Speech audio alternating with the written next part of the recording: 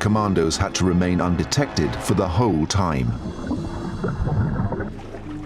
One glimpse, and not only was the mission doomed, but the entire city would be conquered. But how did the ancient divers remain unobserved beneath the sea, hundreds of years before the invention of underwater breathing technology? The Byzantine divers must have accomplished the feat on a single breath of air. But how did they do it? At the Royal Lifeboat College on the south coast of England, Ancient Discoveries is investigating the techniques and training the Byzantine divers must have used for their underwater mission. Mark Harris is a British champion in a discipline known as freediving. Freedivers are like the underwater special forces of the ancient world.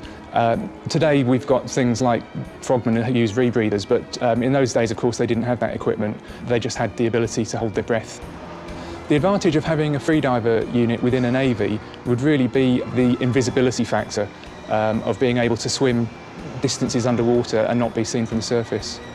A 6-foot section of a replica Roman hull has been rigged to a scaffold and lowered into a tank. Mark will test how long he can remain underwater on a single lungful of air. He will also assess how much work he can get done using only Byzantine underwater tools and a weight. This device is called a Scandalopetra and was used by the ancient freedivers to descend and provided them with the negative buoyancy that they needed to get there. Mark will have to combine his freediving skills with those of a military frogman. He must cut loose the ship's anchor and attach a rope to the Roman hull. I think my most challenging task actually is going to be trying to attach this plate onto the side of the hull. The hulls of ships are built to be as smooth as possible to allow them to glide drag-free through the ocean. The ancient commandos would have had to attach a plate to the hull before even attempting to tie on the ropes. I've got 4 nails to drive in, and I think that's going to be quite a tricky job to do. I think with the frogmen, the chances are that they knew that they were putting themselves in a very dangerous situation, and I think there would have been a very high mortality rate. In doing their tasks, they would certainly have been expending a lot of oxygen and had a very high chance of not making it back to the surface. The test is a first. Mark briefs his safety and rescue team. Can I have everyone's attention, please? There is a risk of me having a hypoxic blackout. Now, if that happens, what I need you to do is to get me to the surface as quickly as possible. Grab me from underneath like so, and then secure my chin and hold the back of my neck, and then just bring me right up to the surface. If I'm not conscious within 30 seconds, then we'll ask this Dave here to get involved, and he'll know what to do at that stage. Mark must first prepare his body for the dive with breathing exercises. Really, when I'm breathing up, the main thing is that I'm just oxygenating my blood cells, I'm lowering my heart rate, and I'm getting something else called the mammalian dive reflex. Mark is optimizing the amount of oxygenated red blood cells in his body. It's likely that the ancient divers of Byzantium may have conditioned their bodies in exactly the same way. Blood that's in your arms and legs gets channeled into the core of your body, and also my spleen will start to release more blood cells as well, so I get a good circulation of blood going between my lungs, heart and brain, which is where it's all needed.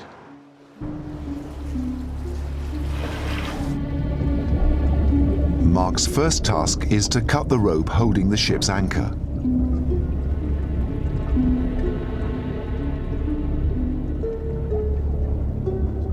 After 30 seconds below, he's ready for his main challenge, attaching the plate that will hold the rope.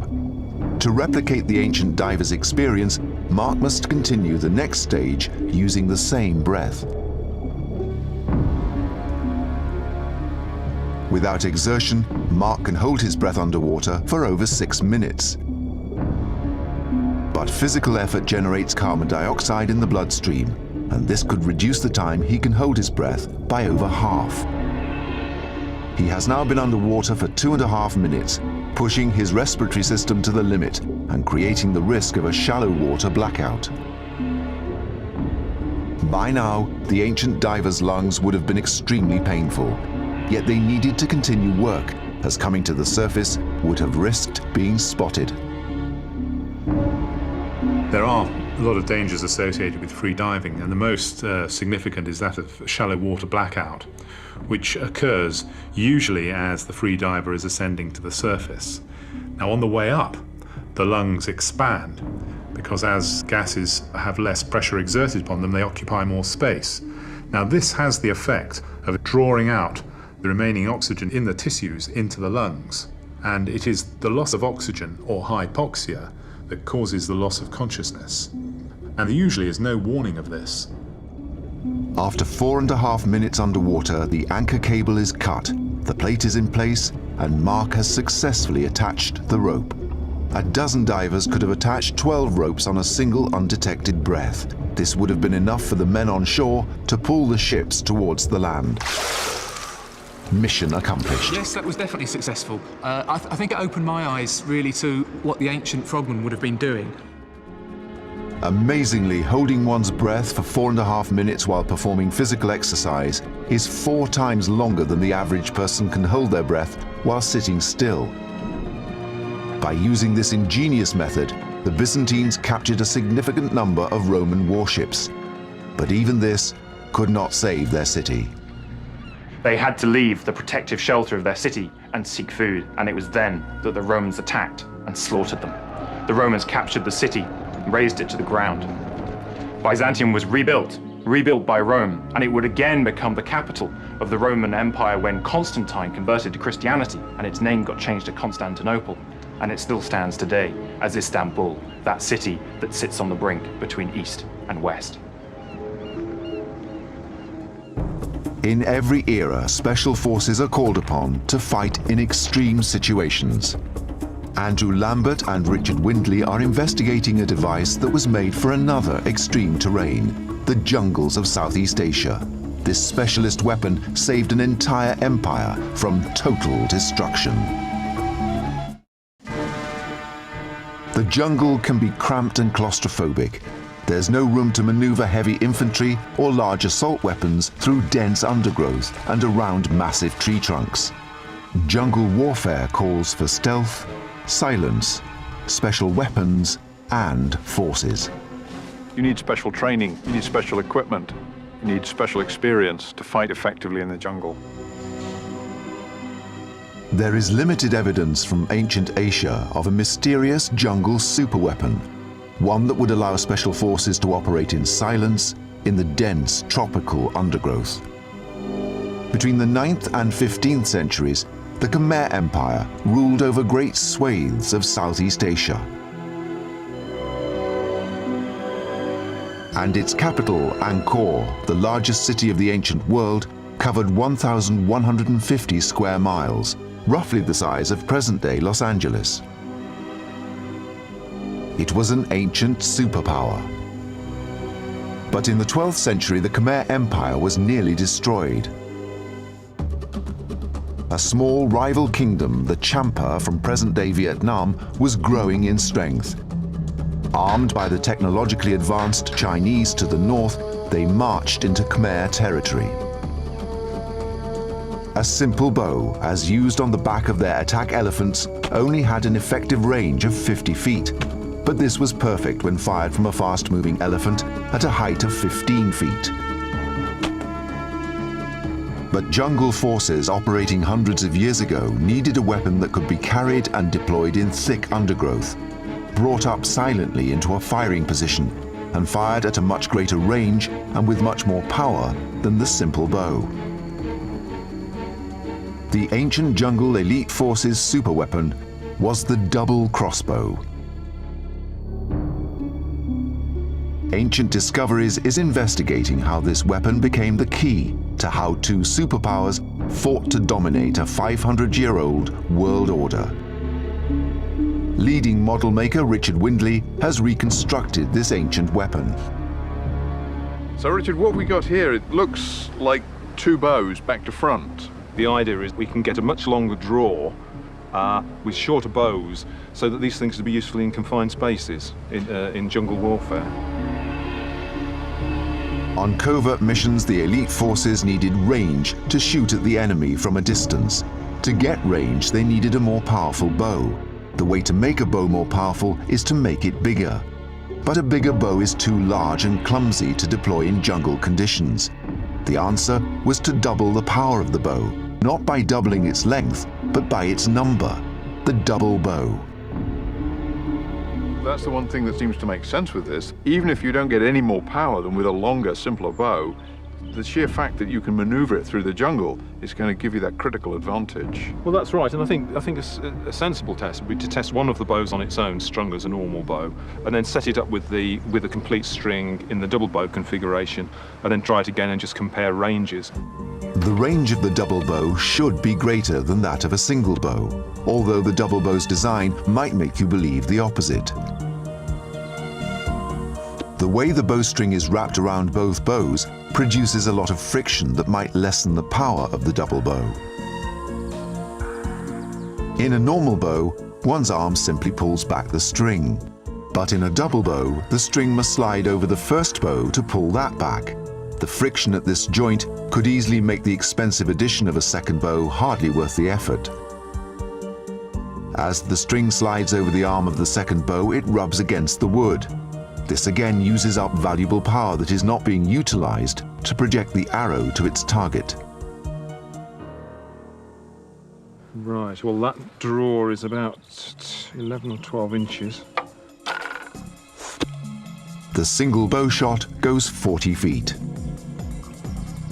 Okay, that's the first one, so. All right. What we've got here is two bows, and they're bending in opposite directions to give us a double effect. Are we square now? That's about centered now, Yeah. but as you can see, we can actually feel the jerking, so we really are actually You can getting see it right on these ends. I think we better pull this together because those reliefs show two men pulling. The archaeological evidence confirms that the extra power would have required two soldiers to draw the bow. Right. Okay, if you'd like to find that. Yeah, why not? Sorry. This is the double bow. Let's see how much further it goes. I think we better pace that out, Richard. Yes, that looks significantly better, doesn't it? It does. The arrow from the double bow travels 65 feet. We're looking at least a 50% increase. So what we've got here is a machine that gives us 50% more power with no extra width. That's right. Even with the energy lost at the friction point, the double bow has 50% more range than the single bow. A militarily effective improvement, this extra power also gave it another advantage. The only problem we've got, of course, in a jungle, you're going to lose performance because you're firing through trees, you're firing through leaves. So what we really need to do, I think, is to look at just how well this works in a jungle situation. The dense foliage that the Khmer and Champa were fighting in produced obstacles between the weapon and the target, barriers that could slow down the arrow and render it less effective. To recreate these conditions, Richard and Andrew have set up a series of targets 3 feet apart, an approximation of the gap between leaves and branches in a Southeast Asian jungle. Real leaves and branches are of varying thicknesses, but Richard and Andrew are using thick paper for the test because it has a uniform thickness. In this way, they can collect accurate scientific and measurable comparative data about the arrow's penetration.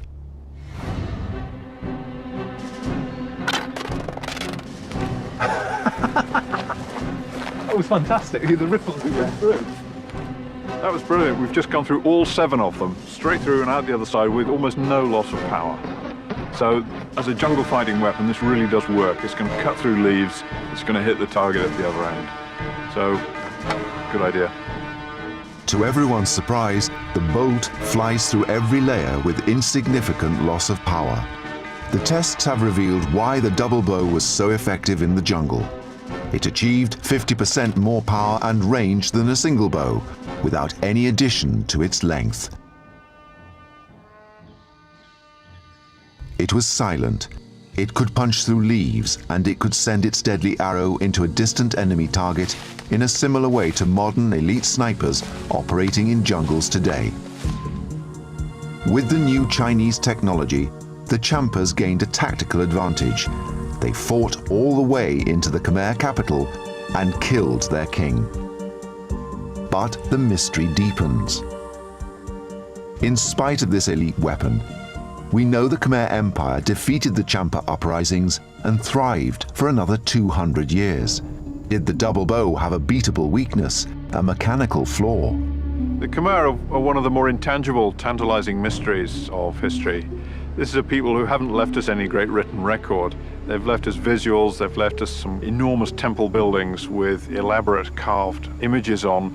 These ancient temple reliefs at Angkor Thom depict the Khmer and Champa forces going into battle. They hold the secret. And on those temple stelae, we see some very interesting things. They changed their weapons technology during the building of the temples, during the war. And one of the things they introduce is a double bow. This suggests that the Khmer beat the Champa with their own weapon. What we know is that the Chinese sent this technology to the Champa, but Champa deserters carried it to the Khmer. And the Khmer then made a point of celebrating this technology on their temple walls and celebrating the fact that it was Champa deserters who'd brought it over. The Khmer obtained enemy technology and turned it against the Champa, and so saved their empire. A short distance across the ocean from Cambodia lies the island nation of Japan. In the 13th century AD, Japanese military engineers also used an amazing piece of weapons technology to save their nation from annihilation. A weapon that is still famous today for being the sharpest and most deadly blade ever made, the fabled samurai sword. Even with all the technology that we have and all the machinery, we cannot make a sword like it was made many centuries ago. The sword was made with ingenuity and incredible craftsmanship. In 1281, the great Mongol leader Kublai Khan sent a force from China of 4,000 ships and 200,000 men to invade Japan. The largest fleets ever put together in the medieval world were those that Kublai Khan produced for his invasions of Japan in 1274 and 1281. This was probably the largest naval flotilla ever assembled prior to D-Day. The Mongol raids into Japan in the 13th century are chronicled on a set of manuscripts known as the Moko Shurai Ekotoba. Before this campaign, typical Japanese battles were fought between individual champions and generals, but the Mongols were a tribal equestrian people, and they attacked in mass groups. Up until this point, simple Japanese swords had been made of a single piece of iron hammered into a sharp blade. There was a trade-off between hard and sharp blades made of steel that could cut through Mongol armor but broke easily, and softer, more flexible blades made of iron. Although the iron blades did not break as often, they could not penetrate the stiff, lacquered leather.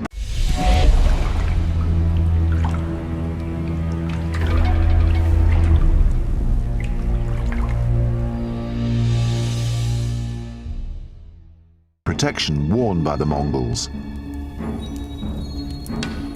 The Japanese desperately needed a new technology, a special weapon that would complement the samurai reputation of being an elite special force. The nation stood on the brink of disaster. And that was about the time when the first true swordsmith found a way to make a sword that could be very strong to cut through, but soft and flexible and fast at the same time. And that person was called Masamune. Masamune created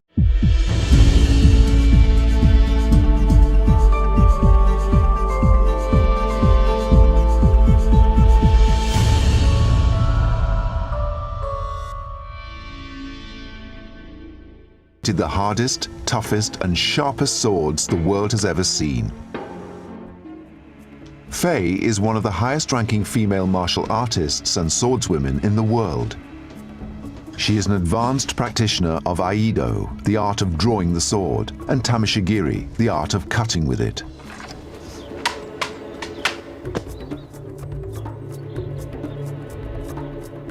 But how did the great swordsmith Masamune manage to create such a deadly weapon?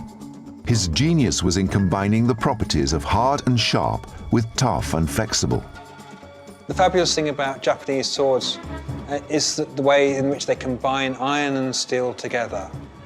The steel is important because it's the hardenable component. You can get a great deal of hardness on that edge, but if you harden too much, then the sword will become brittle. What was Masamune's secret? How did he combine these metals to create the greatest sword the world has ever known? David Starley of the Royal Armouries in Leeds has been examining a cross-section of an ancient samurai sword under the microscope. The cross-sections we've looked at, we've seen a piece of steel that's been wrapped around the outside and just hardened purely on the cutting edge. The sword has clearly been quenched very effectively to give hardnesses equivalent to a modern razor. The iron is impossible to over-harden, therefore the blade remains tough, as well as having the hard cutting edge. The secret was in the tempering, heating a metal and then cooling it. Tempering defines whether ferrous metal becomes iron or steel. Blades were covered with a lost secret formula of clays and charcoals of differing thicknesses, thinner at the sharp end and thicker at the spine. The clay coating acted as an insulator, so that the heating and cooling rate changed along the length of the blade. By doing this and hammering out any air bubbles that could weaken the metal, swordsmiths could actually create the two different metals with their different properties in the same blade. It was this stroke of genius that created the incredible samurai sword, the elite special weapon that allowed the samurai to repel the Mongol invaders.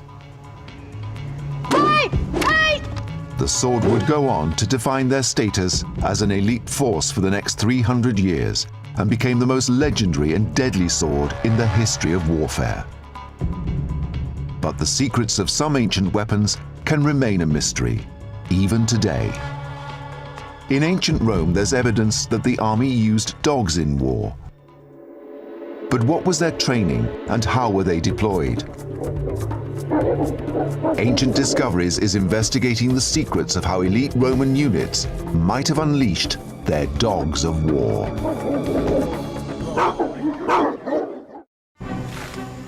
From the war elephant tanks of Southeast Asia to the heavily armored troops charging on horseback across the medieval battlefield, all armies across history have employed animals in war. But a mystery endures about the ancient wartime use of the most popular domestic animal in the world, the dog.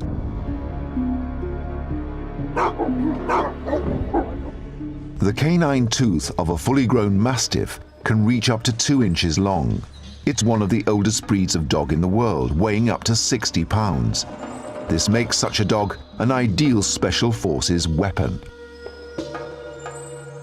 In 1513, Henry VIII of England made a presentation of 400 mastiffs to Philip the King of Spain, and we know that Philip the King of Spain used those mastiffs en masse. Can you imagine a pack of 400 snarling mastiffs going at the enemy? He used them at the Battle of Valencia, and they drove the French mastiffs from the field. So we've got 2 armies using mastiffs. Extraordinary. But what of the Roman dog units?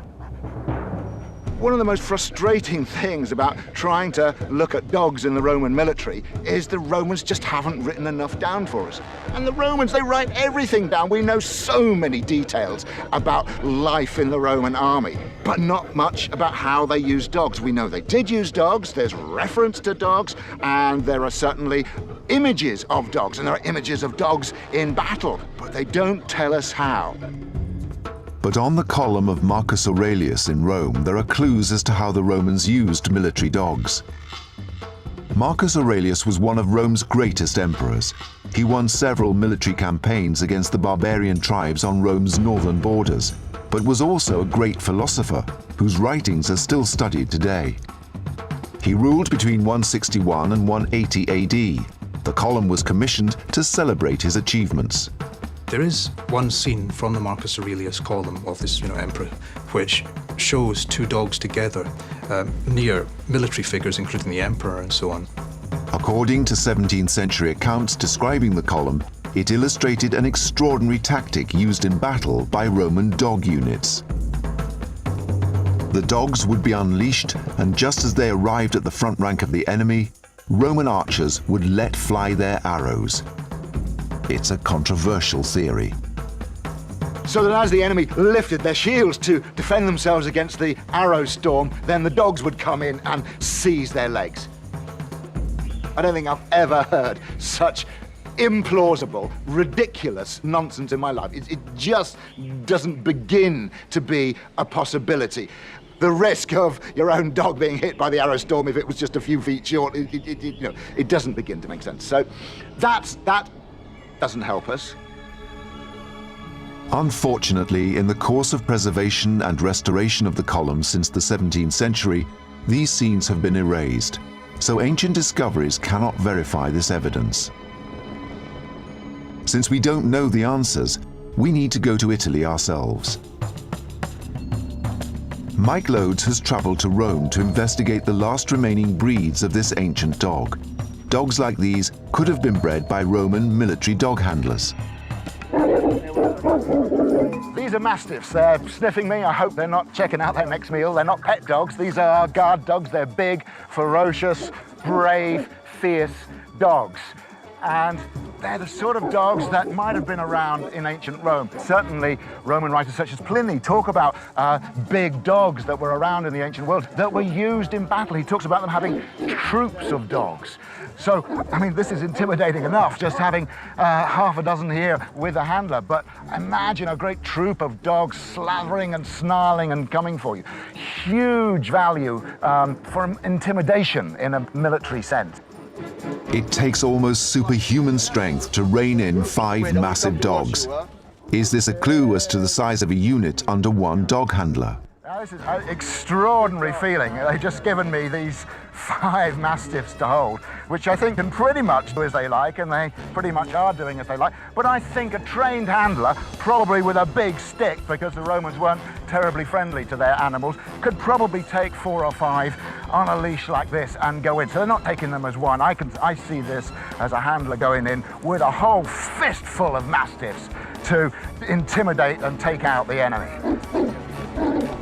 The investigation suggests that if they did, it might have been beasts like these, in groups of up to 5 with a single handler. Rome must have used them more than Rome is letting on to us. But the way they were used remains a tantalizing mystery. Somehow, somewhere, for some reason, Rome is keeping a secret. I'm sure one day we will unearth some new bit of evidence.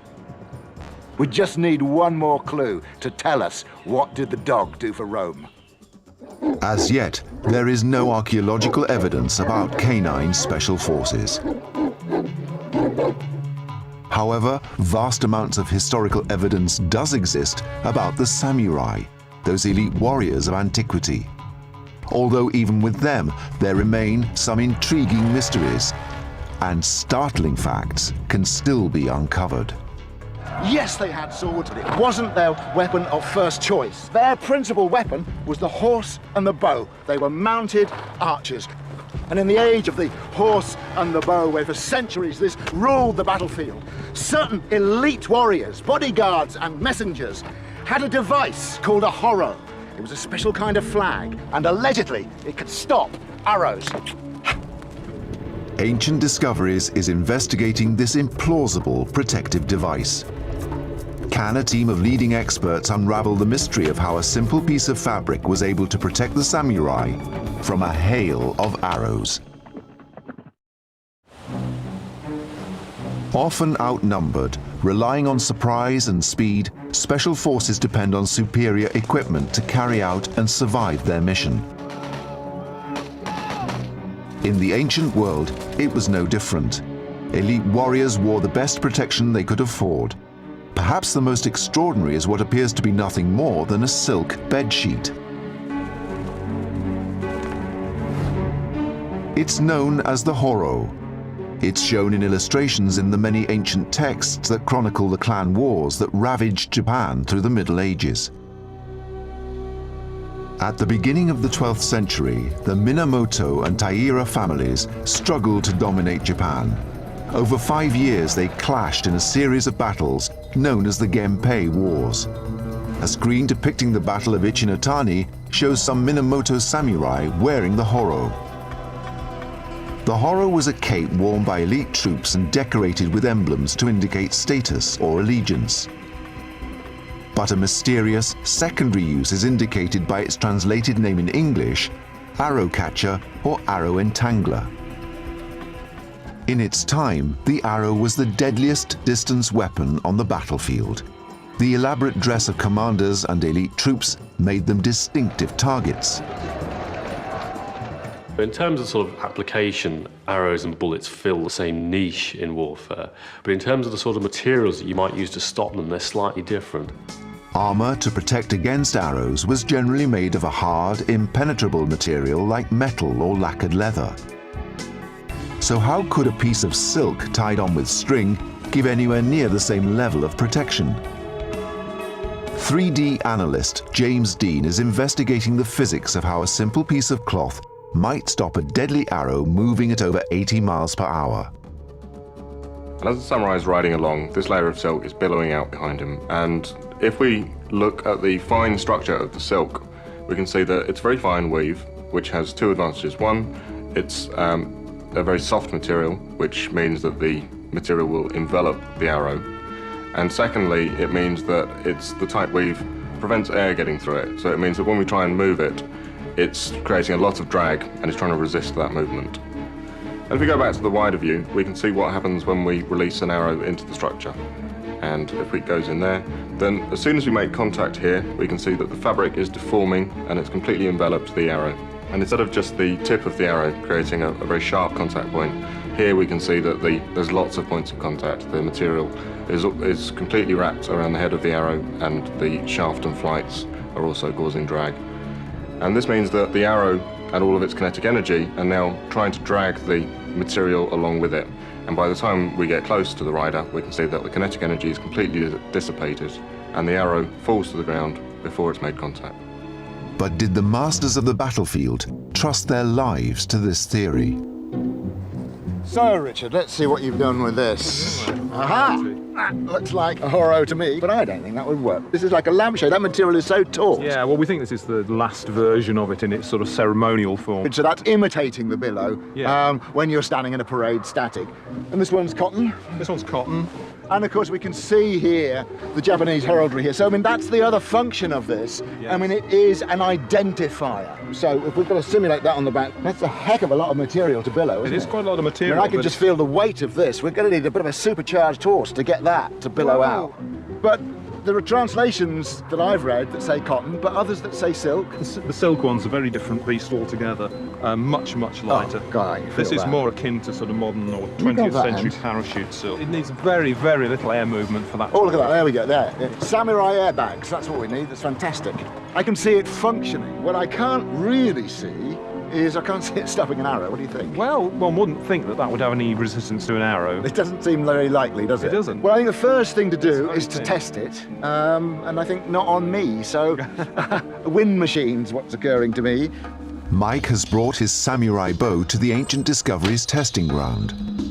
It might be that the Horror doesn't stop an arrow, but it slows it down enough that it will no longer penetrate the armor. So we're going to test it against this ballistic jelly, which is supposed to simulate the density and resistance of human flesh.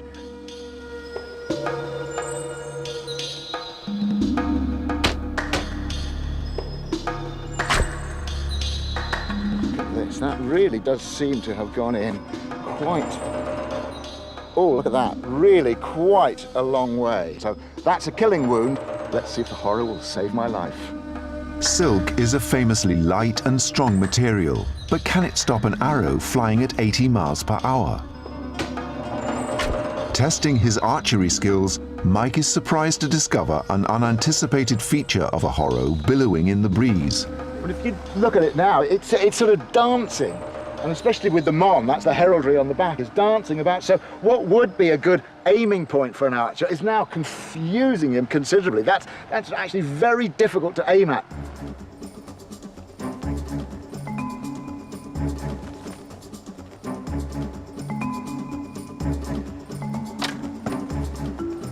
That's amazing!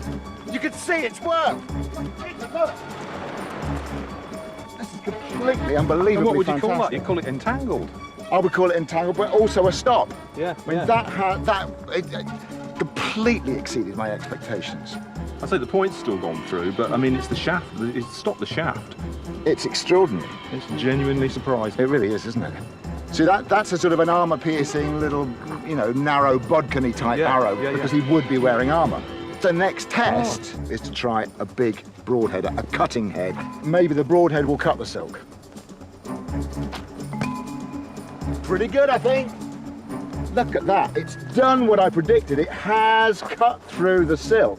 But then once it was in the silk, the weight of the shaft just dropped that silk down. Yes, that's right. So it came through, it used all its energy by then, and then it just dropped down. And these guys are going to be partially armoured anyway, aren't they? Exactly. We just want to resist the fatal penetration of armour.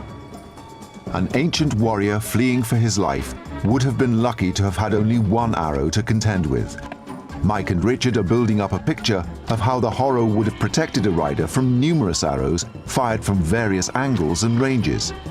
It's been both fascinating and frustrating at the same time. It was slowing them down. I mean, sometimes it was even just punching them out, like as if it was a trampoline. And yet there were others that did get through, and they went right through, completely defeated it, and hit this with a great smack.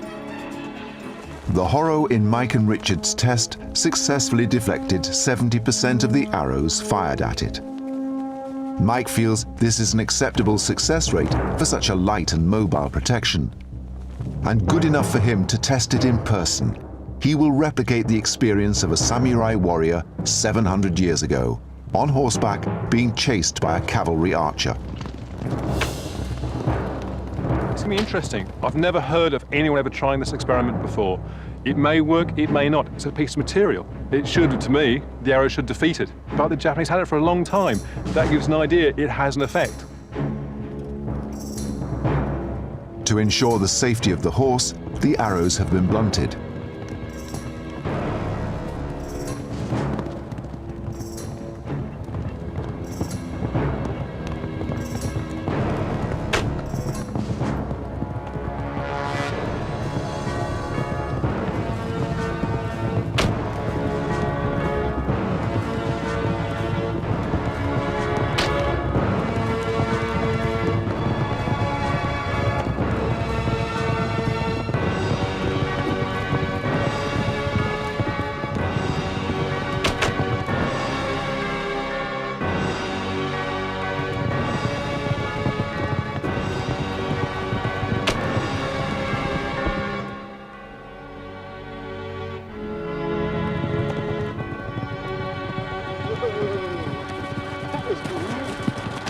That was great! Good shot, good shooting. So we've established the principle works. We've tested it on the wind machine. We can see that unless it's at extreme close range, it works. And now we've tested it on horseback, and I could feel it. I could hear it pop. I could sense it was saving me. I could feel it working. So I would feel quite secure with that, although, as you say, it's a big target, which is slightly counterintuitive for something that's to protect you, and it's actually announcing this great target. But that's so much in Japanese culture. But I mean, they would wear banners and standards on their backs, so they were really big into announcing who they were, and this does that. Yeah. But the important thing is, we've found a principle that works. The samurai were equipped with superlative weapons and ingenious protection. They were trained in mind and body. They were daring and courageous. They were the special forces of their day. The combat divers of Byzantium, the jungle archers of the Khmer, the war dogs of Rome, and the samurai of Japan were the titans of elite warfare. Operating in small, close-knit, highly trained units, their effectiveness was out of proportion to their numbers. Ancient Discoveries has revealed how the special forces of the ancient world, like their modern-day counterparts, depended on exhaustive training, both mental and physical, and equipment that tested the limits of both ingenuity and craftsmanship.